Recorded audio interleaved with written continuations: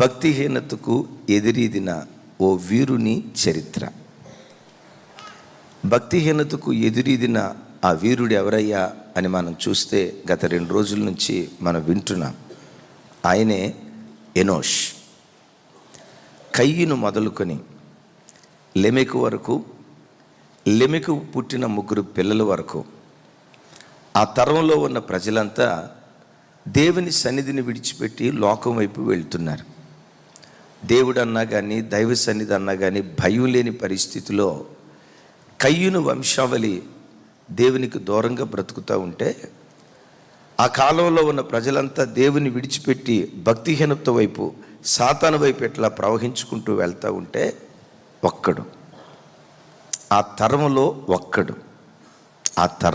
ఒక్కడు ప్రజలందరూ వెళ్ళి భక్తిహీనత వైపు తను వెళ్లకుండా ఆ ప్రవాహానికి ఎదురొడ్డి, వీళ్ళు వెళ్ళే మార్గంలో నేనెందుకు వెళ్ళాలి, ఈ ప్రజలు భక్తిహీనంగా బ్రతుకుతున్నట్లుగా నేనెందుకు బ్రతకాలి, నేను నా ప్రభు వైపు వెళ్తా, నేను నా దేవుని కొరకు బ్రతుకుతా అని ఆ భక్తిహీనపు ప్రవాహానికి ఎదురుగా నిలిచి దేవుని వైపు ఈదుకుంటూ వెళ్ళాడు.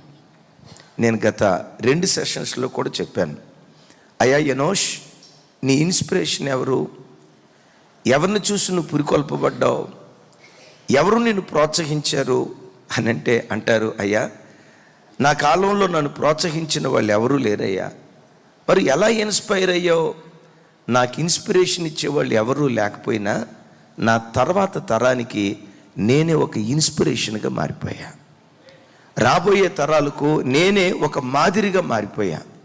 దేవుని బిడ్డలారా, నీ కుటుంబంలో, నీ పూర్వీకుల చరిత్రలో, నీ పితరుల వంశావళిలో భక్తిగా బ్రతికిన వారు ఎవ్వరూ లేకపోయినా, కొన్నిసార్లు నువ్వు అనుకోవచ్చు, మా ఇంట్లో వాతావరణం భక్తి కలిగిన వాతావరణం అయితే నేను కూడా ఎంత భక్తిగా బ్రతుకుతానో కదా, నా భర్త భక్తి కలిగినోడైతే నేను ఎంత భక్తిగా బ్రతకగలిగేదాన్నో కదా, నా భార్య భక్తి కలిగిందైతే నేను కూడా ఎంత భక్తిగా బ్రతకగలిగేవాడినో కదా, మా ఇంట్లో తల్లిదండ్రులు భక్తి కలిగిన వాళ్ళైతే నేను ఇంకా చక్కగా భక్తిగా బ్రతికేవాడిని కదా, అయ్యో నాకు ఇన్స్పిరేషన్ ఇచ్చేవాళ్ళు ఎవరూ లేరు అని మనిషిగా ఒకవేళ నీ బ్రతుకులు అనుకుంటే, ఎనోష్ జీవితం మీకు నాకు నేర్పే పాఠం ఏంటంటే, ఎవరినో ఇన్స్పిరేషన్గా తీసుకోవటం కాదు, నీవే నీ కుటుంబానికి, నీ సంఘానికి, నువ్వు బ్రతుకుతున్న చోట ఒక ఇన్స్పిరేషన్ లాగా ప్రభు కొరకు మనం బ్రతుకుదాం గాక. ప్రజలు నిన్ను చూసి అనాలి, నేను బ్రతికితే ఈ అక్కలాగా బ్రతకాలయ్యా, నేను సంఘంలో జీవిస్తే ఈ అన్నలాగా జీవించాలయ్యా, ఈ కుటుంబం నాకు ఇన్స్పిరేషన్ కలుగు చేసిందని మనమే ఒక ఇన్స్పిరేషన్ ఇచ్చే వ్యక్తులుగా దేవుని కొరకు బ్రతుకుతాం గాక. ప్రతి విషయంలో లోకం భక్తిహీనత వైపు వెళ్తూ ఉంటే, ఈ ఎనోష్ మాత్రం ఆ భక్తిహీనతకు ఎదురొడ్డి దేవునికి సాక్షిగా నిలవబడ్డాడు. దేవుని అడుగుజాడలను వెంబడించటం ఆయన ప్రారంభించాడు. ప్రవాహానికి ఎదురీదాడు. ఓ చక్కటి విషయం చెప్తాను. ప్రవాహాలు వచ్చినప్పుడు, ఉప్పెన్లు వచ్చినప్పుడు ఆ ప్రవాహపు తాకిడికి పర్వతాలు సైతం కొట్టుకొని పోతాయి. ఏవి? పర్వతాలు సైతం కొట్టుకొని పోతాయి. పెద్ద పెద్ద కొండ చిలువలు సైతం కొట్టుకొని పోతాయి. గొప్ప గొప్ప నిర్మాణాలు కూడా ప్రవాహపు ధాటికి నిలవబడలేకుండా అన్నీ కొట్టుకొని పోతాయి.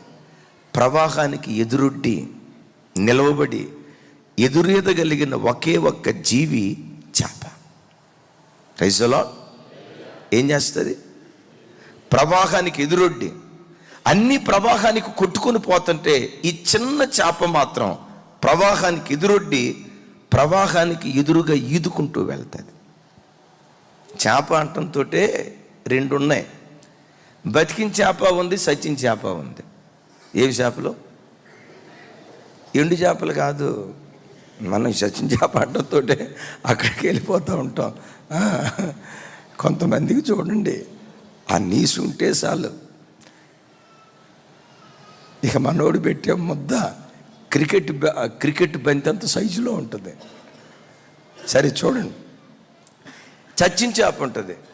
చచ్చిన చేప అంత చూసావా, ప్రవాహానికి అది కొట్టుకొని పోద్ది. ఆ చేపలో జీవం ఉంటే జీవం కలిగిన చేప మాత్రం ప్రవాహానికి ఎదురుగా ఈదుకుంటూ వెళ్తుంది. నేనంట క్రీస్తు కొరకు బ్రతకాలనే మనస్సు నీలో ఉండాలి, కానీ ఒక జీవం కలిగిన క్రైస్తవుడిగా బ్రతకాలనే ఆ ఆంతర్యం నీలో ఉండాలి, కానీ ప్రజలు ఏ దిక్కు కొట్టుకొని వెళ్ళిపోతావన్నా జీవము నీలో ఉంటే ప్రవాహానికి ఎదురొడ్డి నిలిచి భక్తిహీనతకు ఎదురీదుకుంటూ వెళ్ళే శక్తివంతుడిగా దేవుని కొరకు నువ్వు బ్రతకగలుగుతావు. Praise the lord. నువ్వు బ్రతికిన చేపగా ఉండాలి, కానీ ఏ చేపగా ఉండకూడదు. నేను చెప్పాను, రాత్రి చెప్పాను, చచ్చిన చేప బ్రతికిన చేప. చచ్చిన చేప ప్రవాహాన్ని కొట్టుకొని పోతుంది. రాత్రి చెప్పే కదా, మామూలు ప్యాంట్ అయితే 2500 అంట, చిరిగిపోయిన ప్యాంట్ అయితే 3500 అంట. అందరూ చిరిగిపోయిన ప్యాంట్లు వేసుకున్నారు. వేసుకోవటం తప్ప ఒప్ప తర్వాత, అసలు దాని గురించి నేను మాట్లాడట్లా. గమనించండి, చిరిగిపోయిన ప్యాంట్ వేసుకునే ప్రవాహంలో లోకం కొట్టుకొని పోతుంది. వాళ్ళని చూసి నేను కూడా ఇట్లా చిరిగిపోయిన ప్యాంట్ వేసుకుంటే ఎంత బాగుంటుందో కదా అని వేసుకున్నావు అనుకో, నీవెవరివో తెలుసా?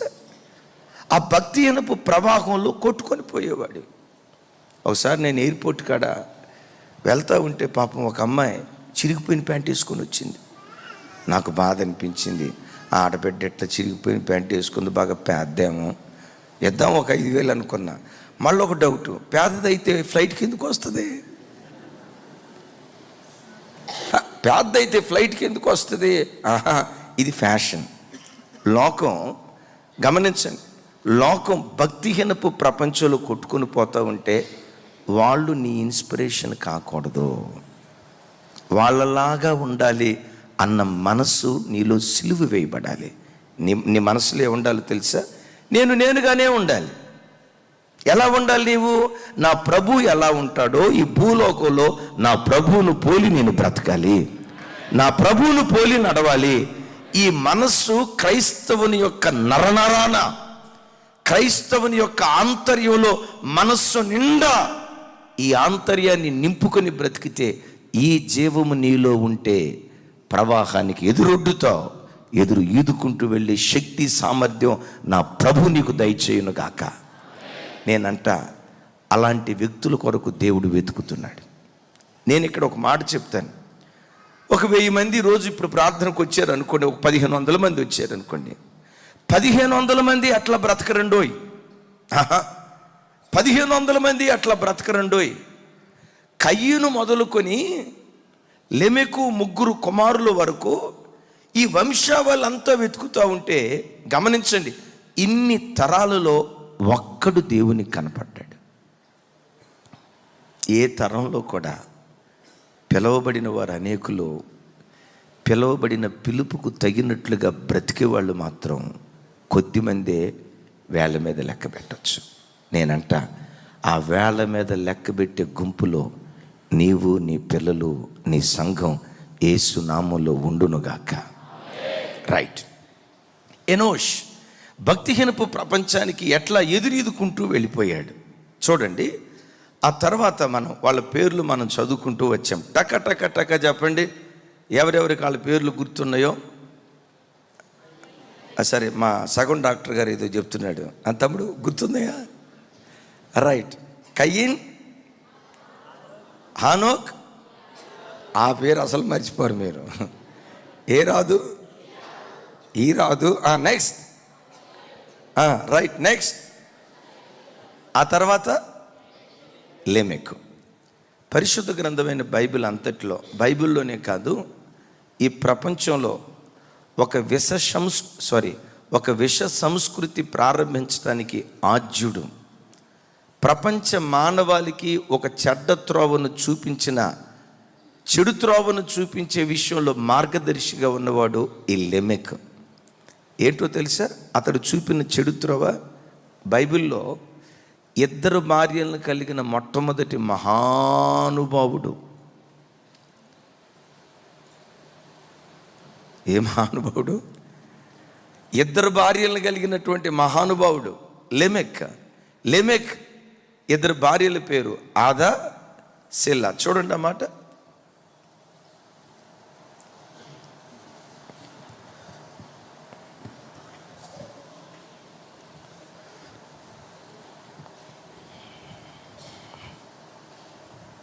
4వ అధ్యాయం,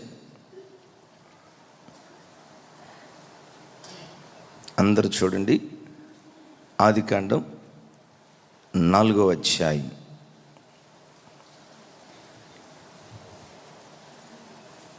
18వ వచనం చివరి భాగం,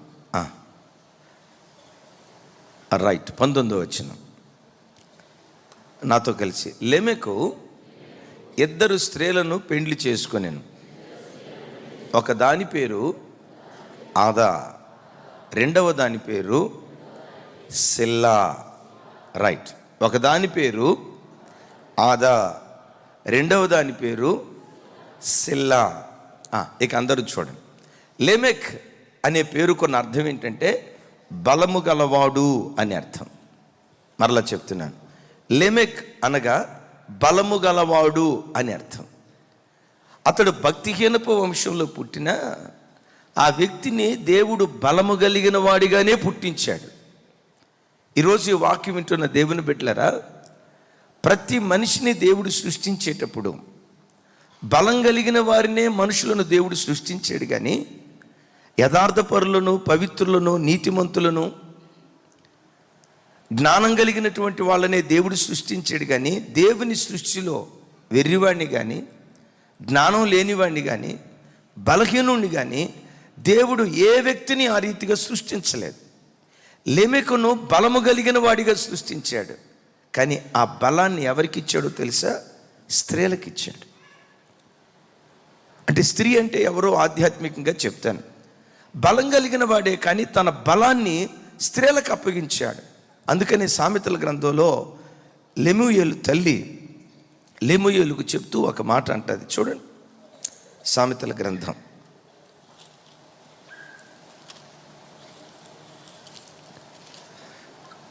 31వ అధ్యాయం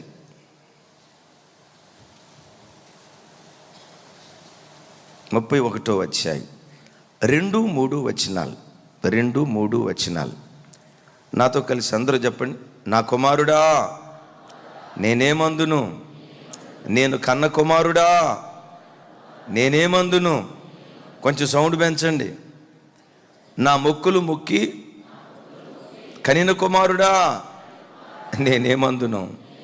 నీ బలమును స్త్రీలకు ఇయ్యకుము, రాజులను నశింపచేయు స్త్రీలతో సహవాసము చేయకుము. ద్రాక్షారసము త్రాగుట రాజులకు తగదు. లెమూయేలు, అది రాజులకు తగదు. ఇక్కడ గమనించండి, లెమూయేలు లెమెకు బలం కలిగిన వాడే. అసలు లెమెకు అనే పేరుకున్న అర్థమే బలము కలిగిన వాడు అని అర్థం. ఇక్కడ ఈ తల్లి సొలొమోను గూర్చి కన్నీరు కారుస్తూ ఏమంటుందో తెలుసా? నా కుమారుడా నీ బలమును స్త్రీలకి ఇయ్యకుము. ఆ స్త్రీ ఎలాంటిదో తెలుసా? రాజుల బలాన్ని నశింపచేసేది. నీ బలాన్ని గనక స్త్రీలకు ఇస్తే ఆ స్త్రీ నీ బలాన్ని నశింపచేస్తుంది. నా కుమారుడా నీ బలాన్ని జాగ్రత్తగా కాపాడుకో అని ఈ తల్లి ఇక్కడ కన్నీరు కాదిస్తూ తన కుమారుడికి చెప్పింది. ఎవరయ్యా కుమారుడు అంటే మహారాజు అయినటువంటి సొలొమోను. తల్లి హెచ్చరించింది, నా కుమారుడా నేను మొక్కులు మొక్కి నిన్ను కన్నాను, ప్రసవేదన పడి నిన్ను కన్నాను. నా కుమారుడా జాగ్రత్త, నీ బలాన్ని స్త్రీలకు ఇవ్వకు అని పదే పదే చెప్తే ఆ మాటలన్నీ విని, గమనించండి, ఈ భక్తుడు ఆ మాటలన్నీ విని 1000 మందిని పెళ్లి చేసుకున్నాడు. ఎంత మంచోడో చూడండి. తల్లి చెప్పింది, నా కుమారుడా నీ బలాన్ని స్త్రీలకు ఇవ్వద్దంటే, అట్టాగే అమ్మా అట్టాగే అని చెప్పి ఏం చేశాడు? అట్టాగే చేశాడు. 1000 మందిని పెళ్లి చేసుకొని ఏమంటాడు తెలుసా? 1000 మంది పురుషుల్లో ఒక్కడినైనా మంచోడిని చూసే కానీ 1000 మంది స్త్రీలలో ఒక్కదాన్ని కూడా మంచిదని నేను చూడలేదు అన్నాడు. నేనంట, అసలు మనం మంచివాళ్ళం అయితేగా. విన్నారు ఈ మాట? ముందు మనోడు మంచివాడు అయితేగా అంటాడు. 1000 మంది పురుషుల్లో నేను చూసా, 1000 మంది పురుషుల్లో నేను పరిశీలించినప్పుడు 1000 మంది పురుషుల్లో ఒక్కడైనా నాకు మంచివాడు కనపడ్డాడు. కానీ 1000 మంది స్త్రీలను చూస్తే 1000 మంది స్త్రీలలో నాకు ఒక్కళ్ళు కూడా మంచివాళ్ళు కనపడలేదు అన్నాడు. నేనంట, సరే వాళ్ళు మంచోళ్ళ కాదా పక్కన పెట్టు నాయనా సొలొమోనా, మరి నీ క్యారెక్టర్ ఏంటి, నీ బుద్ధి ఏంటి? నేను ఎప్పుడు చెప్తా కదా, మనిషికి ఉండే ఒక దరిద్రపు వ్యక్తిత్వం ఏంటంటే ఎదుటోడి కంటిలో ఉన్న దూలం తీయటానికి ప్రయత్నం చేస్తా, ఎదుటోడి కంటిలో ఉన్న నలుసు తీయటానికి ప్రయత్నం చేస్తాడు, కానీ మనోడి కంటిలో ఉన్న దూలం తీసుకోవటానికి ప్రయత్నం చేయడు. ఇది ఎవరి స్వభావం? ఇంతకు మనుషులంటే ఎక్కడున్నారు? మనుషులంటే వాళ్ళు ఎవరో ఎక్కడో ఉంటారులే అనుకోవద్దు, అది మనందరి స్వభావం. సరే వినండి, తల్లి చెప్పింది కదా, నీ బలాన్ని స్త్రీలకు ఇవ్వకు. స్త్రీ అంటే అలాగని ఇక్కడ అక్షరార్థంగా స్త్రీ అని కాదు. పరిశుద్ధ గ్రంథమైన బైబిల్లో స్త్రీకి ఇచ్చిన ఘనత గౌరవం ఇంత అంత కాదు. దేవుడు సంఘాన్ని దేంతో పోల్చాడో తెలుసా? స్త్రీతో పోల్చాడు. కన్నీటి ప్రార్థన అని అనటంతో స్త్రీతో పోల్చాడు. పరిశుద్ధ గ్రంథమైన బైబిల్లో స్త్రీకి ఎంతో గొప్ప ప్రాధాన్యత ఇవ్వబడింది. కానీ అలంకారప్రాయంగా స్త్రీ ఆధ్యాత్మికంగా దేనితో పోల్చబడిందో చూడండి. ఆ మాట ప్రసంగి గ్రంథం 7వ అధ్యాయం 26వ వచనం.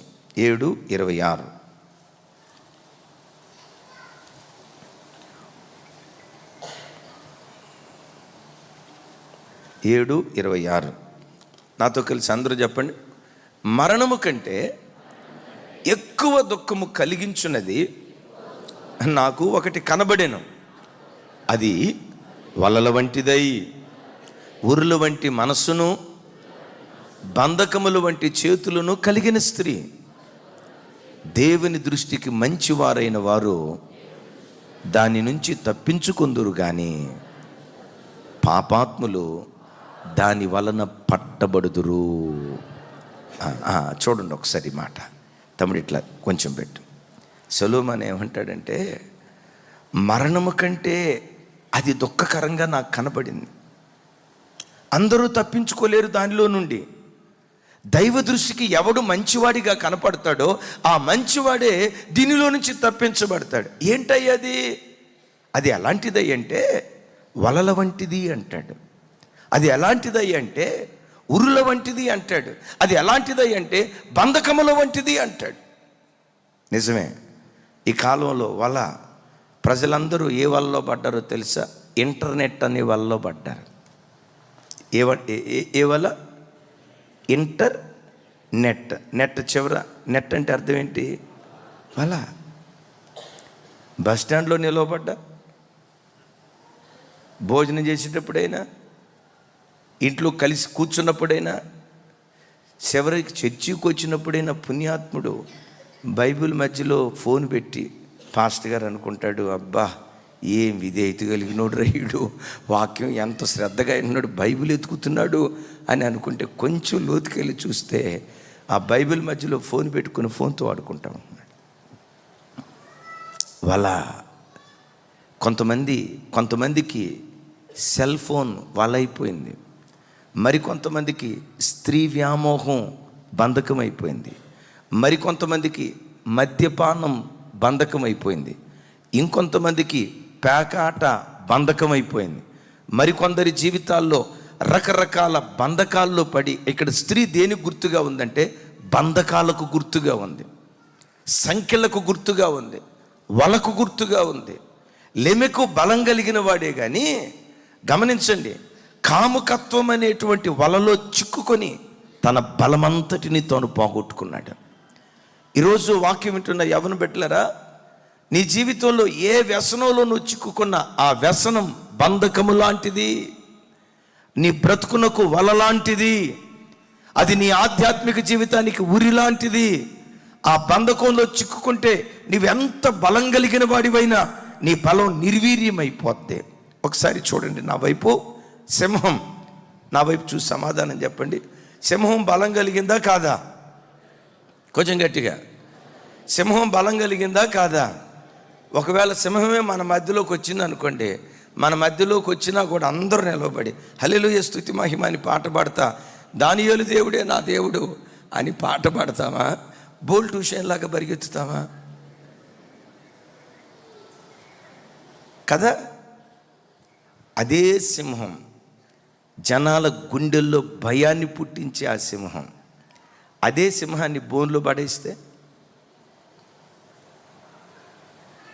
అది సింహమే కానీ బోన్లో పడింది.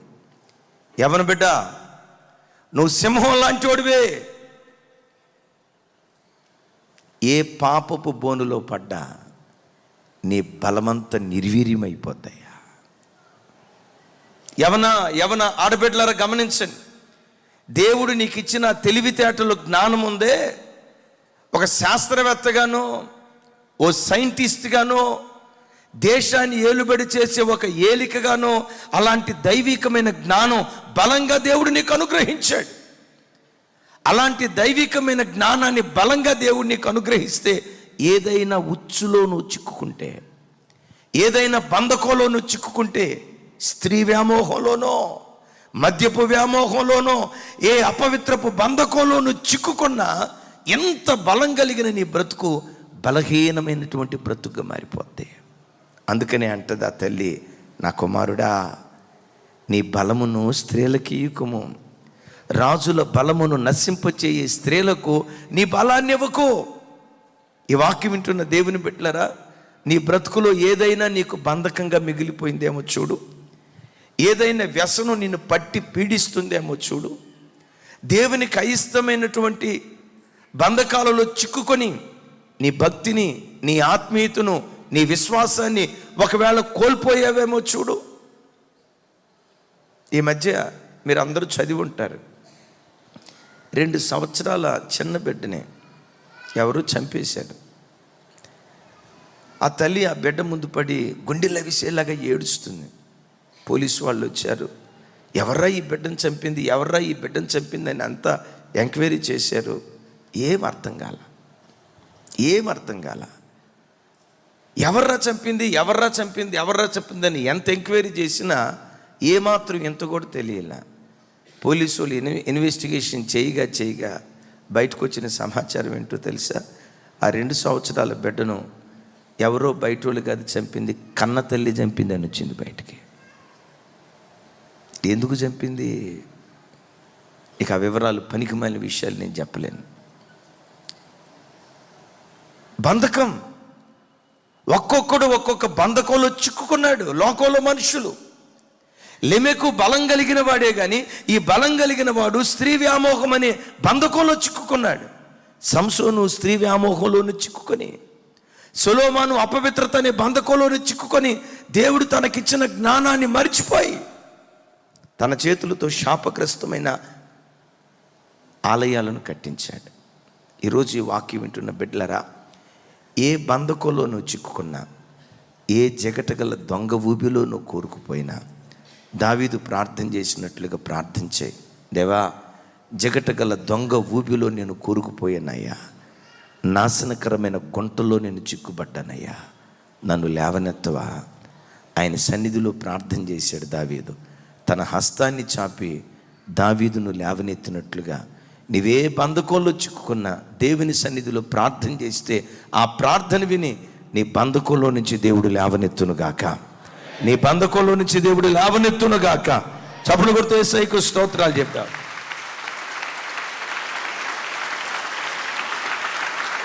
ఆమేన్. రైట్, ఇక అందరూ నా వైపు చూడండి. ఈ లెమెకు ఒక ఆమెను పెళ్లి చేసుకున్నాడు. ఆమె పేరు ఏంటంటే ఆదా. ఈ ఆదాకు 2 పిల్లలు పుట్టారు. ఒక అతని పేరు యాబాలు, ఇంకొక అతని పేరు యోబాల్. బాగా వినండి ఈ మాట. ఒక అతని పేరు యాబాలు, రెండవ అతని పేరు యోబాల్. వీళ్ళు ఎవరికి పుట్టిన పిల్లలంటే ఆదా అనే తల్లికి పుట్టిన పిల్లలు. నా వైపు చూడండి. ఆదా అనగా అలంకారము అని అర్థం. యాబాలు అనగా ప్రవాహము అని అర్థం. మరలా నా వైపు చూడండి. ఆదా అనగా అలంకారము అని అర్థం. యాబాలు అనగా ప్రవాహము అని అర్థం. అది ఆ రోజుల్లో వర్తించేదో లేదో నాకు తెలియదు, కానీ కొంచెం తలపైకెత్తి నా వైపు చూడండి.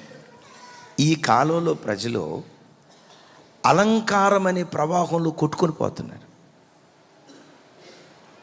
విపరీతమైన అలంకారం అనే ప్రవాహంలో కొట్టుకొని పోతున్నారు. నిజమే, ఎక్కడ చూసినా అలంకారం అలంకారం అలంకారం అలంకారం అలంకారం. ఒకప్పుడు అలంకరణ అనేది స్త్రీలకు మాత్రమే పరిమితమై ఉండేది. హైదరాబాదులో మెన్స్ బ్యూటీ పార్లర్ కూడా వచ్చేసింది. స్త్రీలను మించి పురుషులు అలంకరించుకొని తిరుగుతున్నారు. బాగా గమనించండి, ప్రస్తుతం లోకం అలంకారం అనేటువంటి ప్రవాహంలో కొట్టుకొని పోతూ ఉన్నట్లుగా లోకంలో మనం చూస్తున్నాం. దేవుడు ఎవరి కొరకు ఎదురు చూస్తున్నాడో తెలుసా? అందరూ అలంకారానికి ఎక్కువ ప్రాధాన్యత ఇచ్చి విపరీతంగా అలంకరించుకొని వెళ్ళిపోతూ ఉంటే, లోకంలో బ్రతుకుతున్నాం కదా, వాళ్ళలాగా మనం కూడా ఉండాలని వాళ్ళని చూసి ఆ ప్రవాహంలో కొట్టుకొని పోకుండా ఆ ప్రవాహానికి ఎదురొడ్డి నేనులాగే బ్రతుకుతా, నా ప్రభు నన్ను ఎలా బ్రతకమన్నారో నేను అలాగే ప్రయాణమే వెళ్తానని దైవ చిత్తానుసారమైన మార్గంలో మనం ప్రయాణం అవటానికి దేవుడు కృప చూపించునుగాక. కొంచెం గట్టిగా చెప్దాం ఆమేన్. ఆ ప్రస్తుతం ఏ ప్రవాహంలో లోకం కొట్టుకొని పోతుంది? చెప్పాలి గట్టిగా. ప్రస్తుతం లోకం అలంకారం అనే ప్రవాహంలో ప్రస్తుతం లోకం. సరే చూయించేది పెద్దగా చూయించుతాడు బ్రదరా సిస్టరా తమ్ముడు?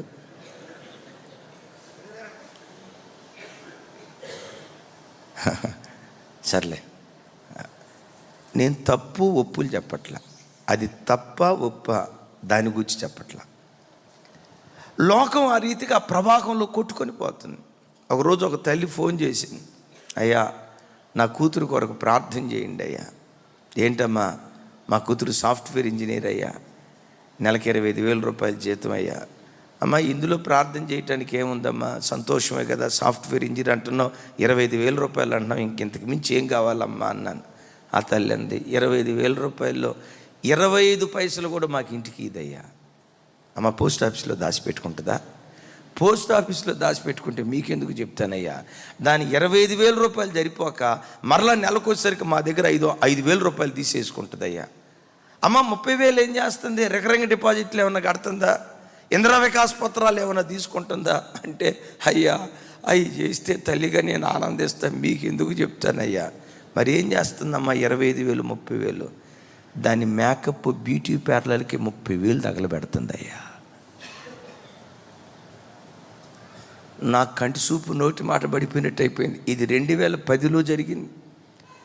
2010లో నెలకొచ్చి 25,000 రూపాయలు అంటే, అమ్మా ఆ రోజుల్లో నెలకొచ్చి 25,000 రూపాయలు నెలకంటే మనకే ఆ జీతం వస్తే ప్రతిరోజు క్రిస్మస్ పండుగ మనకు. అప్పుడు ప్రవాహంలో కొట్టుకొని పోతుంది, ప్రవాహంలో కొట్టుకొని పోతుంది. నేను మీతో చెప్పే మాట ఏంటంటే, లోకస్తులాగా అలంకరణ అనే ప్రవాహంలో ఆయన పిల్లలుగా మనం కొట్టుకొని పోకూడదు. పిల్లలు పుట్టారు, ఆడపిల్ల పుట్టింది. ఆడపిల్ల పుట్టిన తర్వాత 1 సంవత్సరం 2 సంవత్సరాల లోపు సహజంగా అలంకరణ అనే ప్రవాహంలో కొట్టుకొని పోయే తల్లిదండ్రులు చెవులకి ఏం కుట్టిస్తారు? మరీ అంత అమాయకుల్లాగా చూడకండమ్మా, అది ఎట్టుంటుంది అన్నట్టుగా విచిత్రంగా చూడొద్దమ్మా. ఏం కుట్టిస్తారు చెప్పండి అమ్మా? పెద్దగా చెప్పండి అమ్మా. చెవులు కుట్టిస్తారు. ఎందుకు? ఆడపిల్ల అలంకరణ ఉండాలి. లోక ప్రవాహం ఇది. అలంకరణ అనే ప్రవాహంలో లోకం కొట్టుకొని పోతుంది. అందరూ గుర్తించినట్లుగా నువ్వు కూడా కుట్టించడం తప్పు ఒప్పులు గురించి నేను చెప్పట్లా. ఆ ప్రవాహంలో లోకం కొట్టుకొని పోతుంటే, ఆ ప్రవాహంలో నువ్వు కూడా కొట్టుకొని పోతూ ఉంటే నీ ఆత్మీయత ఏముంది? ఇంకా నీ భక్తి ఏముంది? నీ విశ్వాస్యత ఏముంది? లోకస్తులు చేసినట్లుగానే నువ్వు చేస్తూ ఉంటే, ప్రభు బిడ్డలుగా దేవుని కొరకు నేను వైరాగ్యంగా నిలవబడింది ఎక్కడ? ప్రభువుకు సాక్షులుగా మనం బ్రతికింది ఎక్కడ? లోకస్తులు చేసినట్లుగానే మనం చేస్తూ ఉన్నాం. రైట్, ఇప్పుడు గుర్తించావు. ఆ చిన్నపిల్లకి చూడండి, ఇప్పుడు నువ్వు గుర్తించావు. కుట్టించిన తర్వాత ఏదో చిన్నవి వేసావు. పెద్దరిగిన తర్వాత అమ్మాయి ఎప్పుడు ఈ చెవుకు ఒక సైకిల్ టైరు, ఈ చెవుకు ఒక లారీ టైరు, ఇట్లా కొట్టుకులాడుతూ ఉంటే నువ్వు అంటావు, ఏ ఏంటి అది దై కుట్టించింది ఎవరు నానా? రూట్ మ్యాప్ వేసింది నువ్వు, నీకు బుద్ధి లేకుండా.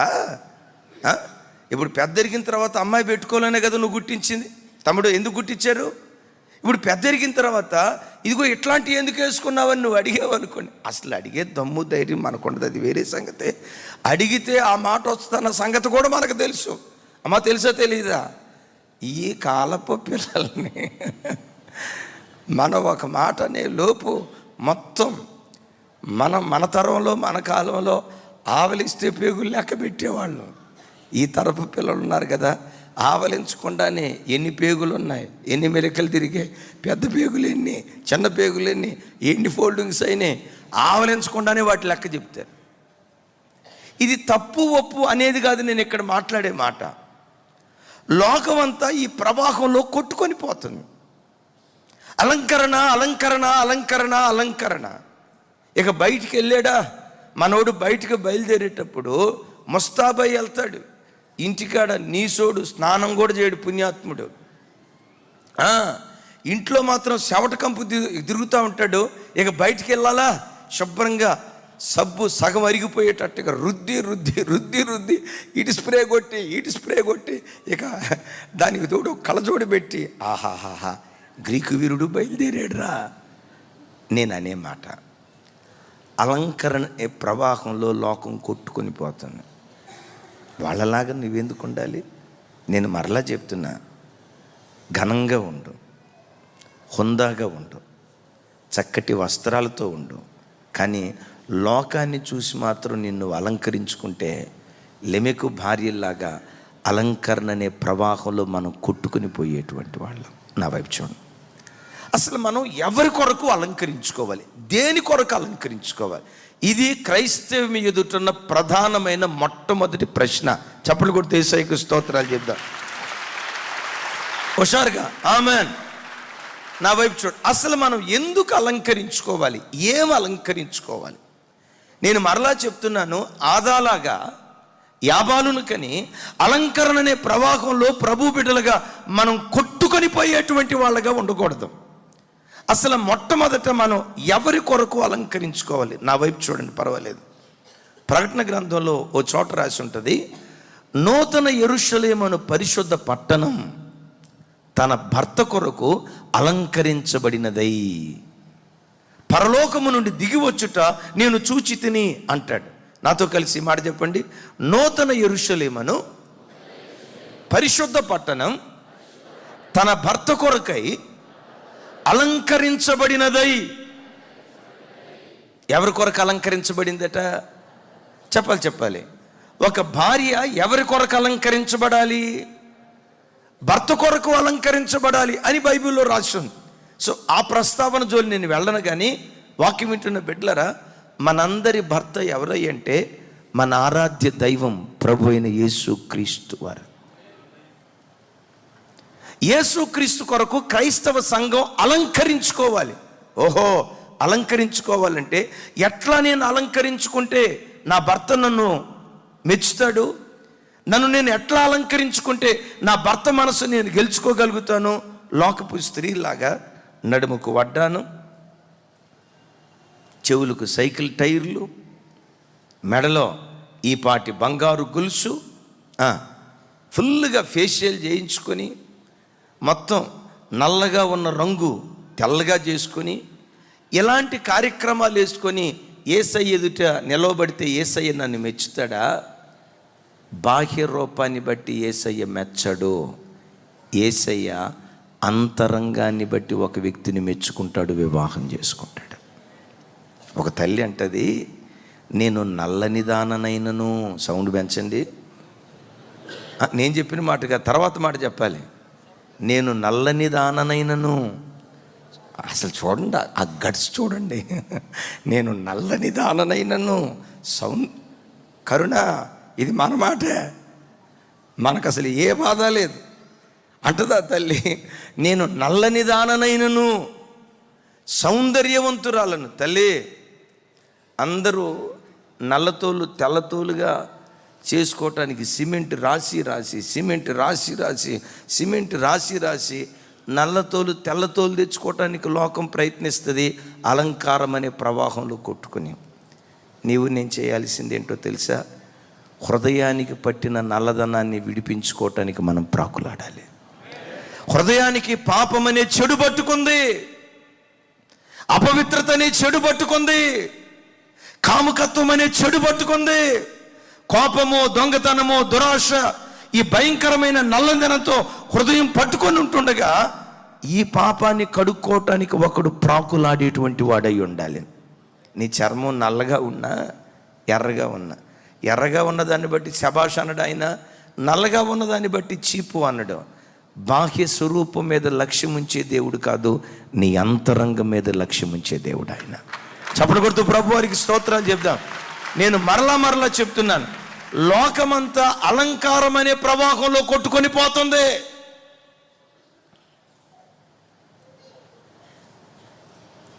హృదయపు నల్లదనాన్ని పోగొట్టుకోవటానికి మనం ప్రాకులాడాలి. ఎస్, లోకం యవన బిడ్డలు కాలేజీకి వెళ్ళేటప్పుడు, లేకపోతే ఒక సాఫ్ట్వేర్ రంగంలో ఉద్యోగం చేసేటప్పుడు, అది తప్ప ఒప్ప దాని గురించి నేను ప్రస్తావించట్లా, అది కాదు ఇప్పుడు నా విషయం. ఐబ్రోస్ కట్ చేసుకోవాలి. నేనంట, నీ జీవితంలో నువ్వేం చేయాలో తెలుసా? నీ కళ్ళల్లో ఉన్న కాముకత్వాన్ని కత్తిరించుకోవటానికి నువ్వు ప్రాకులాడాలి. తప్పుడు చూపును కత్తిరించడానికి ప్రాకులాడాలి. తలను డిస్కో లైట్ లాగా అలంకరించుకోవాల్సిన అవసరం మనకు లేదు. నీ తలంపుల్లో ఉన్న చెడు తలంపులు ఉన్నాయే, వాటిని కత్తిరించుకోవటానికి మనం ప్రాకులాడేటువంటి వాళ్ళగా ఉండాలి. యేసయ్యకు స్తోత్రాలు చెప్దాం. అట్లాగానే ఏమండి, శుభ్రంగా ఉండకూడదని కాదుండయి. యేసయ్య పిల్లలు ఎప్పుడు ఆయన కృపను బట్టి హుందాగా, దర్జాగా, దేవుడు మనకిచ్చిన స్థితిని బట్టి గౌరవంగా బ్రతకాలి. అలా బ్రతకటం కూడా దేవుడు కోరుకుంటూ ఉన్నాడు. కానీ ఎవరో మెచ్చాలి, ఎవరో నచ్చాలని అలంకార ప్రవాహంలో మనం కొట్టుకుపోయే వాళ్ళగా ప్రభు కొరకు ఉండకుందుముగాక. చెప్దాం ఆమెన్. ఇంకోసారి ఆమెన్, మరోసారి ఆమెన్. ఎవరి కొరకు మనం అలంకరించుకోవాలి? మన పెండ్లి భర్త యేసయ్య మధ్యాకాశానికి రాబోతున్నాడు. యేసయ్య మధ్యాకాశానికి వచ్చినప్పుడు ఎత్తబడే సంఘములో నేను ఉండాలి, వధువుగా నేను ఉండాలి. ఆయన నన్ను మెచ్చాలంటే ఈ బాహ్య స్వరూపమైన అలంకారాలు దేవుని మనసును గెలుచుకోలేవు. ఎలా గెలుచుకుంటాం? సాధువైనట్టు, మృదువైనట్టు, గుణమును అక్షయ అలంకారాలతో నన్ను నేను అలంకరించుకోవాలి. కీర్తనలో ఒక భక్తుడు అంటాడు కదా, పరిశుద్ధ అలంకారములు ధరించి యెహోవా సన్నిధిలో సాగిలపడి నమస్కారము చేయుదము రండి. Praise the Lord. ఏం ధరించమంటాడు? పరిశుద్ధతను అలంకారంగా ధరించు, రైట్. సాత్వికాన్ని అలంకారంగా ధరించు, రైట్. సాధు స్వభావాన్ని అలంకారంగా ధరించు. ఈ అలంకారాన్ని క్రైస్తవ సంఘం నుంచి దేవుడు కోరుకుంటున్నాడు. ఇప్పుడు నేను మీకు చెప్పే మాట, లోకమంతా లోకపు అలంకరణ అని ఈ ప్రవాహంలో కొట్టుకొని పోతే ఎనోషులాగా ఈ ప్రవాహానికి ఎదురొడ్డి, ఆ అలంకారాలు కాదయ్యా, పరిశుద్ధతని అలంకారముతో నన్ను నేను అలంకరించుకుంటా, సాత్వికమనే అలంకారంతో నన్ను నేను అలంకరించుకుంటా, మృదుత్వమనే అలంకారంతో నన్ను నేను అలంకరించుకుంటా. ఈ ఆత్మ సంబంధమైన అలంకారాల కొరకు ప్రాకులాడి ఎదురొడ్డి నిలవబడే వారిగా దేవుడు మనలను బలపరచును గాక. చప్పట్లు కొడుతూ ప్రభు వారికి స్తోత్రాలు చెప్తాం. ఆమెన్. గట్టిగా ఆమెన్. రైట్. ఆదా అనగా అలంకారము అని అర్థం. యాబాలు అనగా ప్రవాహము అని అర్థం. ఆ తర్వాత ఆయన ఉన్నాడు యూబాలు. ఏ బాలు? యూబాలు. ఆయన పేరు యోబాలు. ఈ పేరుకున్నటువంటి అర్థం ఏంటి అంటే, యోబాలు అనగా సంగీత ప్రవాహము అని అర్థం. అయ్యా వినండి, సంగీత ప్రవాహం. సితారాను కనిపెట్టిన మహానుభావుడు, వాయిద్యాలను కనిపెట్టినటువంటి మొట్టమొదటి వ్యక్తి, వాయిద్యాలను ప్రపంచానికి పరిచయం చేసినటువంటి వ్యక్తి ఎవరై అంటే చూడండి, ఆదికాండం.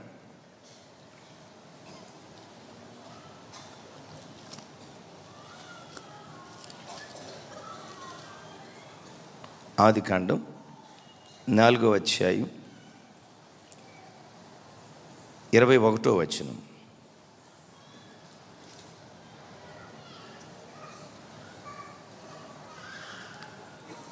అతని సహోదరుని పేరు యోబాలు.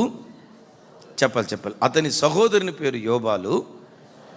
ఇతడు సితారాను, సానికను, సానిక అంటే కింద రాసి ఉంటుంది, పిల్లన గ్రోవిని వాడుక చేయు వారందరికీ మూల పురుషుడు. గమనించండి, అంటే యోబాలు అనే పేరుకున్న అర్థం ఏంటంటే సంగీత ప్రవాహము అని అర్థం. ఇంతకు మందిరంలో సంగీతాలు వాయించవచ్చా, వాయించకూడదా? వాయించవచ్చు.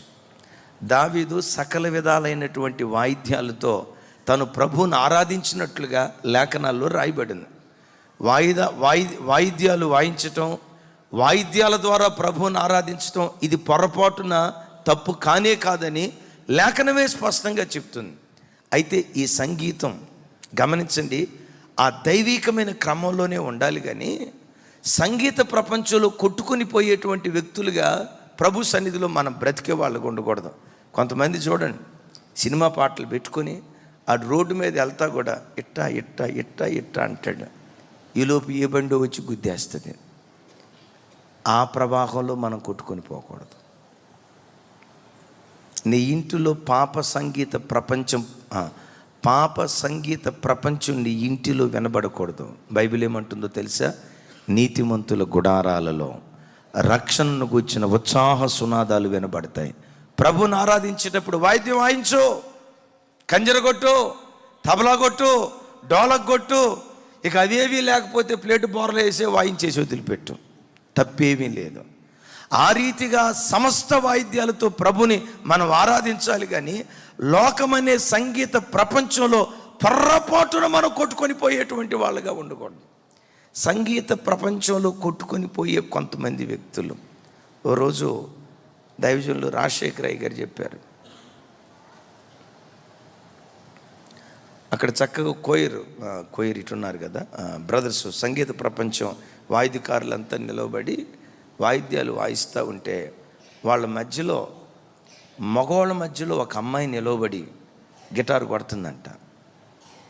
రాజశేఖరయ్య గారు కోపం వచ్చి, ఏమయ్యా పాస్టరు, ఎద్దును గాడిదను కలపకూడదు, విడదీయాలా? విన్నారా? ఉన్ని బట్ట జనపనార కలిపి బట్ట వేసుకోకూడదు, విడదీయాలా? స్త్రీ పురుషుల్ని కలిపి, ఇది వాక్యానికి విరుద్ధం, నువ్వు ఆ మగవాళ్ళ మధ్యలో ఆడపిల్లల్ని ఎందుకు పెట్టావు అంటే, ఈ పాస్టర్ గారు అన్నారంట, అక్కడ ఎవరు ఆడపిల్లలు లేరుగా అయ్యా అన్నాడంట. అదిగో ఆ అమ్మాయి కనపడుతుంది కదా, అదిగో ఆ అమ్మాయి. ఏ అమ్మాయి అయ్యగారు, అక్కడ అమ్మాయి లేదే, అదిగో జుట్టు పెంచేసుకొని వెనక రబ్బర్ బ్యాండ్ పెట్టుకున్నాడే అమ్మాయి కాదు. అమ్మాయి కాదు అయ్యగారు, అబ్బాయే.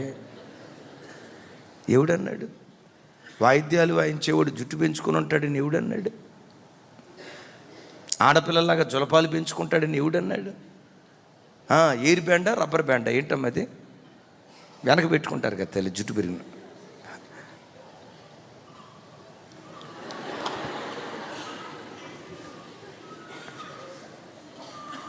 ఈ ప్రపంచంలో మనం కొట్టుకుపోకూడదు. నేను మరలా చెప్తున్నాను, మనంగానే బ్రతుకుదాం. మనంగా బ్రతుకుదాం అంటే మరలా నా ఇష్టం నాదేని కాదు, మన జీవితంలో దేవుని ఇష్టాన్ని నెరవేర్చుదాము. లోకం కొట్టుకొని పోతుంది, ప్రవాహంలో కొట్టుకొని పోతుంది, రైట్. ఇంకొక మాట చెప్తాను, ఈ కాలంలో ట్రెండ్ ఏంటో తెలుసా? ప్రార్థనకు వచ్చినప్పుడు ముసుగేసుకోకూడదు. ఏం వేసుకోకూడదు? ముసుగేసుకోవటం తప్ప ఒప్ప అనేది ప్రక్కన పెడదాం. అపోస్తలుడైన పౌలు గారు స్త్రీ ప్రార్థన చేయనప్పుడు, ప్రవచించినప్పుడు తల మీద ముసుగేసుకొని ప్రవచించాలి, ప్రార్థన చేయాలి. ఒకవేళ తల మీద ముసుగేసుకోకుండా తను ప్రవచించిన, ప్రార్థన చేసిన పౌలు గారు అన్న మాట మీరు ఎరుగుతారు. కొంతమంది ఏం చెప్తారో తెలుసా? అసలు ఇది ఇంగ్లీష్లో ఏమి రాయబడి ఉందో తెలుసా, ఇది కన్నడలో ఏమి రాయబడి ఉందో తెలుసానని ఇంగ్లీష్ వర్షను, అమెరికా వర్షను, ఆస్ట్రేలియా వర్షన్ తీసుకొస్తాడు. మనం తెలుగు వాళ్ళమా, ఇంగ్లీష్ వాళ్ళమా? మన ఆత్మీయ జీవితానికి తెలుగు సరిపోద్దా, తమిళం కావాలా? మీకు తమిళం కావాలంటే రేపటి నుంచి నేను తమిళలోనే ప్రసంగం చేస్తా. తెలుగులో చెప్పాడు, మనకు చాలు, ఇంకా అవన్నీ ఎందుకు? జాయిస్ మేర్ అమ్మగారు ముసుకేసుకోలేదుగా, వేసుకుంటే నీకెందుకు, వేసుకోకపోతే నీకెందుకు? జాయిస్ మేరీ అమ్మగారు మిడ్డీతో వచ్చిందిగా, నువ్వు బుడ్డీతో రా. వాళ్ళ జోలి మనకెందుకు? వాక్యం ఏం చెప్తుంది అది మనకు ప్రామాణికం. వాక్యం తప్ప ఒక వ్యక్తి కాదు మన ప్రామాణికం. వాక్యపు పునాదుల మీద నువ్వు కట్టబడితే ఆ వాక్యమే నేను పరలోకానికి తీసుకొని వెళ్ళిపోద్ది. Praise the Lord. దైవజనుడు జెర్మియా అన్న కాదు మీ ప్రామాణికం, జ్యోతక్క కాదు మీ ప్రామాణికం, ద గ్రేట్ డాక్టర్ బిషప్ మేం కాదు మీ ప్రామాణికం. మనందరి ప్రామాణికం ఏదంటే వాక్యమే. చెప్దాం ఆమేన్. వాక్యమే. వాక్యం ఏం చెప్తుంది? ముసుకేసుకోమంటుంది. టీవీలో పలానా అక్క ముసుకేసుకోలేదుగా, ఆ అక్క ముసుకేసుకుంటే నీకెందుకు, ముసుకేసుకోకపోతే నీకెందుకు? నీవు ఆరాధించే నీ దేవుడు, ఏ దేవుడు నీకు ఈ వాక్యం ఇచ్చాడో ఆ దేవుడు చెప్పాడు కదా, చాలు కదా. ఆమెవరో చెప్పిన మాట నువ్వెందుకు పట్టుకుంటావు? ఆమెనెందుకు నీ రోల్ మోడల్గా తీసుకుంటావు? నా రోల్ మోడల్ దేవుని వాక్యమే. చెప్దాం ఆమేన్. నాకు కొన్నిసార్లు అనిపిస్తుంది, ఎప్పుడైనా నేను ప్రార్థనకి ఎక్కడైనా మీటింగ్కి బయలుదేరేటప్పుడు రాజన్న చేత కానీ లేకపోతే తమ్ముళ్ళ చేత కానీ దైవ సేవకురాల చేత కానీ నేను ప్రార్థన చేయించుకొని వెళ్తాను. దైవజనురాలిని అమ్మ ప్రార్థన చేయండి నేను వెళ్తాను అనే లోపు విచిత్రం చూడండి, మా 20 సంవత్సరాల జీవితంలో తాను తల మీద ముసుకేసుకోకుండా ప్రార్థన చేసిన రోజు ఒక్కట్లేదు.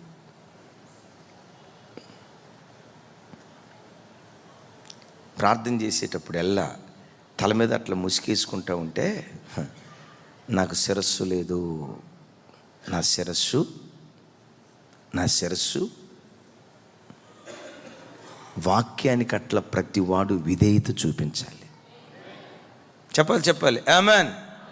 ముసుగు వేసుకోవాలి అని వాక్యం చెప్తుంది. ఇప్పుడున్న ప్రవాహం ఏంటో తెలుసా?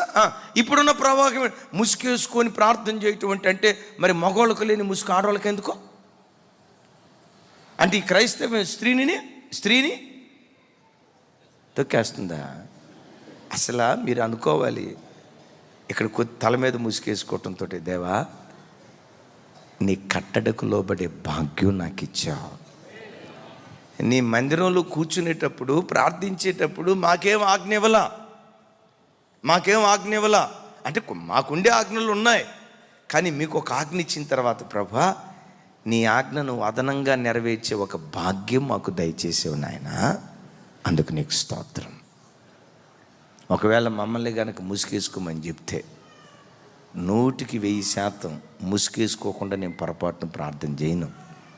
దావీదు అంటాడు, నీ ఆజ్ఞల మార్గంలో నేను పరిగెత్తుతున్నానయ్యా, నీ ఆజ్ఞ నాకు ఎదురైతే 2 చేతులు చాపి ఆ ఆజ్ఞల మార్గంలో నడిచేటట్లుగా నన్ను బలపరచయ్యా అని కోరుకుంటున్నాడు దావీదు. Praise the Lord. అది దేవుని ఆజ్ఞ. హల్లెలూయా.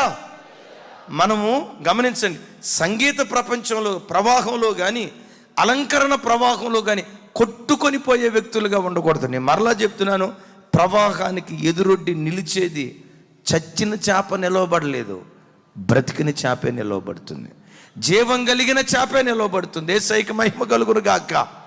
ఆఖరి విషయం చెప్తాను, ఎనోషులాగా ఈ తరంలో ప్రభు కొరకు మనం నిలవబడదు గాక. ఆఖరి విషయం, 2వ భార్య పేరు సెల్లా. ఆ సెల్లాకు పుట్టినటువంటి కుమారుడే తొబల్ కయ్యను. చెప్పండి, రెండవ ఆమె పేరేంటి? సెల్లా. ఆమెకు పుట్టినటువంటి కుమారుడి పేరు తొబల్ కయ్యను. సెల్లా అనే పేరుకున్న అర్థం ఏంటంటే నీడ అని అర్థం. తొబల్ కయ్యను అంటే కయ్యూను కంటే పదునైన వాడు అని అర్థం. కయ్యన్నే దేవుడు అంటే దేవుడు తట్టుకోలేకపోయాడంటే కయ్యన్నే భూమి భరించలేకపోయింది. కయ్యూనులో నుంచి వచ్చిన తొబల్ కయ్యూను ఉన్నాడే, ఎవరికంటే పదునైన వాడట? కయ్యూను కంటే పదునైన వాడు. సరే చూడండి, నీడ, సిల్లా అంటే నీడ అని అర్థం. ఈరోజు ఈ వాక్యం వింటున్న బిడ్డలారా, నీ బ్రతుకు నా బ్రతుకును గురించి దేవుని వాక్యం ఏం చెప్తుందో తెలుసా? నా బ్రతుకు నీడవలే సాగిపోతుంది అంటాడు. నాతో కలిసి చెప్పండి, నా బ్రతుకు చెప్పాలి. ఎట్లా సాగిపోతుందట?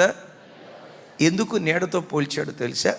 చూడండి, ఉదయం తూర్పున సూర్యుడు ఎలా ఉదయించాడు, ఈ మందిరపు నీడ అటువైపు పడుతుంది.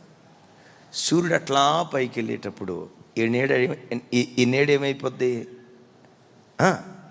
ఇట్లా సాగిపోతున్న నీడని ప్రపంచంలో ఎవడైనా 1 ఇంచి వెనక్కి తీసుకురాగలుగుతాడా? 1 ఇంచి వెనక్కి తీసుకురాగలుగుతాడా? సాగిపోయే నీడను ఎవడు వెనక్కి తీసుకురాలేడు. మొన్న ఒక తమ్ముడు చెప్తున్నాడు, అన్న దేవుడే గనక నాకు వరం ఇస్తే ఏం వరం కోరుకుంటావు తమ్ముడు అన్నాను. మరలా చిన్నపిల్లోడినై మా అమ్మా నాన్నలతో ఆడుకోవాలనుకుంటున్నాను అన్న అన్నాడు. మరి ఏమి చిత్రమైన కోరికరా నాయనా నీకంటే? లేదన్నా, నా బాల్య దినాలంతా నాకు జ్ఞాపకం లేవన్నా. మరలా దేవుడు అవకాశం ఇస్తే బులుగు నిక్కరు తెల్ల సొక్కా వేసుకొని ఫుల్గా అవధం పెట్టుకొని పక్క పాపడు తీసుకొని పుస్తకాలు ఏమంటారు పలక సంకలో పెట్టుకొని రాముడు మంచి బాలుడు అన్నట్టుగా స్కూలుకు నడుచుకుంటా వెళ్దామని ఉందన్నా. జీవితం ఎలాంటిదో తెలుసా? నీడను ఎవ్వడు వెనక్కి తీసుకురాలేడు. సాగిపోతుంది. 48 సంవత్సరాలు సాగిపోయింది, 50 సంవత్సరాలు సాగిపోయింది. ఇంకెన్ని రోజులు సాగిపోద్దో, ఈ నీడ ఎట్లా కనుమరుగైపోద్దో తెలియదు. నేనంట, సాగిపోయే నీడలాంటి నీ బ్రతుకులో పాపపు నీడకు వెళ్లకుండా మహోన్నతిని చాటును నివసించువాడే సర్వశక్తుని నీడను విశ్రమించేవాడు. సాతాను కూడా అంటుంది, రా నేను నీకు నీడిస్తా, రా నేను నీకు నీడిస్తా, రా నీకు సంతోషం ఇస్తానని. సాతాను కూడా నీకు నీడనిస్తానని పిలుస్తుంది. సాతాను నీడ ఎలాంటిదో తెలుసా? ఎండాకాలంలో బాగా విపరీతమైన ఎండ ఉన్న ఆ ప్రాంతంలో పాములకు ఆహారం దొరకకపోతే ఆహారాన్ని ఎట్లా సంపాదించుకుంటుందంటే, ఆ భయంకరమైన ఎండలో నీడలేని స్థలంలో పాము ఇట్లా పడగెత్తేసి ఇట్లా పడగ విప్పి కింద నీడబడేటట్టుగా చేస్తుందట. ఆ ఎండ తట్టుకోలేక కప్పలు ఎక్కడ నీడ దొరుకుతాయా అని ఈ కప్పలు ఎగురుకుంటా అంత దూరాన నీడ కనపడేసరికి, ఆహా ఇంత ఎడారి ప్రాంతంలో నాకు చక్కటి నీడ దొరికిందని ఎగురుకుంటా ఆ నీడకు వస్తుంది. ఏ నీడది? పాము పడగ నీడ. ఆ నీడకి ఎప్పుడైతే వచ్చిందో పాము నోరు తెరవ కాటేయ, ఇక మింగే ముందు పిచ్చిది అనుకుంటుంది, బెక. ఇంకా మింగిన తర్వాత బెక లేదు, బక్క లేదు, బిర్యానీ అయిపోవటమే. సాతాను కూడా నీకు నీడిస్తాను రా అంటాడు. రా, తాగుళ్ళు నీకు సంతోషం ఇస్తారా? సినిమాల్లో సంతోషం ఇస్తారా? అపవిత్రమైన కోరికల్లో సంతోషం ఇస్తాను రా, నా దగ్గర నీకు నీడ ఉంది. బైబిల్లో కూడా న్యాయాధిపతులు మొండ్ల చెట్టు పిలుస్తుంది. మొండ్ల చెట్టు ఏమని పిలుస్తుందో తెలుసా? నా నీడను ఆశ్రయించండి. మీరు చూడండి, ఏ మొండ్ల చెట్టుకైనా నీడ ఉంటుందా? ఏ మొండ్ల చెట్టుకైనా నీడ ఉంటుందా? ఉండదో. ఈ మొండ్ల చెట్టు అంటది నా నీడకు రండి అని. వాక్యం వింటున్న బిడ్డలారా, నీ బ్రతుకు సాగిపోయే నీడ. చూస్తూ ఉంటుండగానే దినాలు సాగిపోతాయి. చూడండి, చూస్తూనే 75 సంవత్సరాలు వచ్చినాయి, వృద్ధాప్యం. ఎట్లా రా ఇదంతా? నీడలాగా సాగిపోయింది. నీ ప్రమేయం ఉన్నా లేకపోయినా, నీ ప్రయత్నం ఉన్నా లేకపోయినా నీడలాగా నీ బ్రతుకు దినాలు సాగిపోతా వచ్చినాయి. నీడలాంటి ఈ బ్రతుకు దినాల్లో సాతాను నీడ లోకంలో కనపడుతుండగా ఆ నీడకు మనం వెళ్లకుండా మహోన్నతిని చాటును నివసిస్తూ ఆ మహోన్నతిని నీడలో బ్రతికే భాగ్యం దేవుడు మనకు అనుగ్రహించును గాక. చప్పట్లు కొడితే యేసయ్యకు స్తోత్రాలు చెప్తాం. పరమగీతాల్లో ఒక తల్లి అంటది, ఆనందభరితనై నేను అతని నీడన కూర్చుందును అంటది. ఎవరి నీడలో కూర్చుందాం? యేసయ్య నీడలో కూర్చుందాం. ఆయన నీడ మనకు ఆనందాన్ని ఇచ్చేది, శాశ్వతమైన ఆనందాన్ని ఇచ్చేది అది ఉండునుగాక. ఇక ముగిస్తున్నాను చూడండి. రైట్, ఈ సెల్లా కడుపున ఒక అబ్బాయి పుట్టాడు. ఆ అబ్బాయి పేరేంటి? ఈ తుబల్కయ్యని ఏం చేశాడో ఒకసారి చూడండి. ఆ మాట 4వ అధ్యాయం 22వ వచనం. 22వ వచనం. 23వ వచనం కూడా చూపించండి. మరియు సిల్లా తుబల్కయ్యును కన్ను, అతడు పదును గల రాగి పనిముట్లన్నిటినీ ఇనప పనిముట్లన్నిటినీ చేయువాడు. తుబల్కయ్యును సహోదరి పేరు నయామా. లెమెకు తన భార్యలతో, ఓ ఆదా, ఓ సెల్లా, నా మాట వినుడి. లెమెకు భార్యలారా, నా మాట ఆలకించుడి. నన్ను గాయపరిచినందుకై ఒక మనుషుని చంపితిని, నన్ను దెబ్బ కొట్టినందుకై ఒక పడుచువాణిని చంపితిని. ఇప్పుడు మీరు నా వైపు చూసి జస్ట్ ఒక్క మాట మీరు చెప్పండి. ఈ లెమెకు ఎవరిని చంపాడు?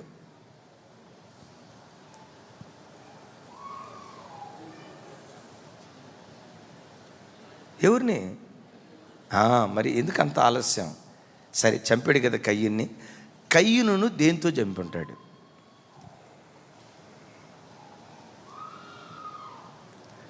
కయ్యూనును లెమెకు దేనితో చంపి ఉంటాడు? కొంతమంది ఎట చూస్తున్నారంటే, పోయి అడిగి వస్తాను ఆగన్నా అన్నట్టు చూస్తున్నారు. దేంతో చంపి ఉంటాడు? దేంతో చంపి ఉంటాడు తెలుసా? ఈయనకు పుట్టిన కొడుకున్నాడే తుబల్కయ్యూను. తుబల్కయ్యూను కయ్యూను కంటే పదునైనోడు. ఈ తుబల్కయ్యూను పదునైన ఇనప పనిముట్లను కనిపెట్టాడంట. పదునైన ఇనప పనిముట్లు. కయ్యూను కోపం వచ్చి బండరాయితో హేబేలును చంపేశాడు. బండరాయితో హేబేలు కయ్యూను చంపేస్తే, ఇప్పుడు గమనించండి, మనుషులు చంపడానికి ఈడేం కనిపెట్టాడు? ఆ ఆయుధం తీసుకొని మొత్తాన్ని కయ్యూను లేపేశాడు. కయ్యూను ఎంత భయంకరుడో, కయ్యూనుకు మించినటువంటి భయంకరుడు చెప్పాలి తుబల్కయ్యూను. దేవుని బిడ్డలారా, లోకంలో 2 రకాల కుటుంబాలు ఉన్నాయి, బైబిల్లో కానీ లోకంలో కానీ. ఒకటి కయ్యూను వంశావళి, రెండోది ఇందాక మనం విన్నాం కదా, ఎనోషు వంశావళి. కయ్యూను వంశావళిలో ఏం జరిగింది? కయ్యూను కంటే తుబల్కయ్యూను మరి భయంకరమైన వాడిగా మారిపోయాడు. పదునైన ఆయుధాలు కనిపెట్టిన వాడిగా మిగిలిపోయాడు. తండ్రి అంటే పితరుడు ఎంత చెడ్డోడో, ముని మనం సంతానానికి వచ్చేసరికి ఇంకా భయంకరమైన చెడ్డోళ్ళు అయిపోయారు. దేవుని ఆశ ఏంటంటే, నా వైపు చూడండి, దేవుని ఆశ ఏంటంటే, నీ పూర్వీకుల మీద ఏ భక్తి ఉందో నీ దగ్గరికి వచ్చేసరికి నీ భక్తి ఇంకా పదునైన భక్తిగా మారాలని దేవుడు కోరుకుంటున్నాడు. Praise the Lord. నిన్ను కన్న నీ తండ్రి మీద ఏ భక్తి ఉందో, అఫ్కోర్స్ వాళ్ళలో కొన్ని లోపాలు ఉండొచ్చు.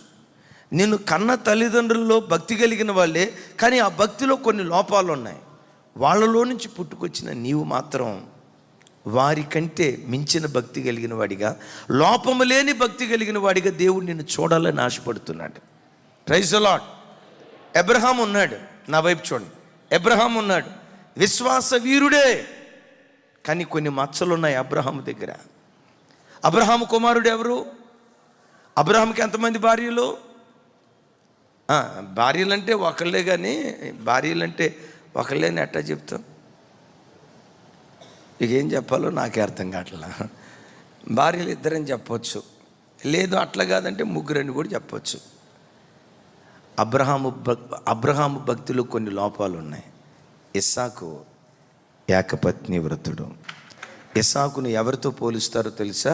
సాక్షాత్తు మన ఆరాధ్య దైవం ప్రభు అయిన యేసుక్రీస్తుతో పోలుస్తారు. మా నాన్న అట్ట చేశాడు కదా, మా నాన్న 3 నేను 6 అనలేదు ఇస్సాకు. దేవుని బిడ్డలారా, తరం తర్వాత తరం భక్తిలో వాడి అయిన ఆయుధాలు రావాలని దేవుడు కోరుకుంటున్నాడు. తరం తర్వాత తరం మించిన అభిషేకంతో నిండినటువంటి తరం రావాలని కోరుకుంటూ ఉన్నాడు.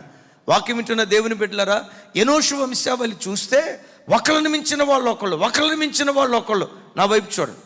ఎనోషు వంశావళి చూస్తే ఒకళ్ళని మించిన వాళ్ళు ఒకళ్ళు. రైట్, ఎనోషు అన్నాం కదా, ఎనోషు వంశావళిలో అబ్రహాం గారు పుట్టారు. ఆమేన్.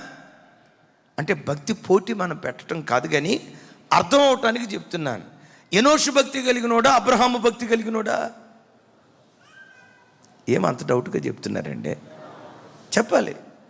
మీలో కొంతమంది అనుకుంటా ఉండొచ్చు, అన్నయ్య నాకు తెలిసి ఎనోష్ అనే పేరు వింటాం, ఎంత సుదీర్ఘమైన ప్రసంగం మేము వింటాం, నాకు తెలిసి ఇది నా లైఫ్లో ఫస్ట్ టైం అన్నాను ఎక్కువ శాతం అంటారు. తమ్ముడు నర్సింగ్ అంతేనా కాదా?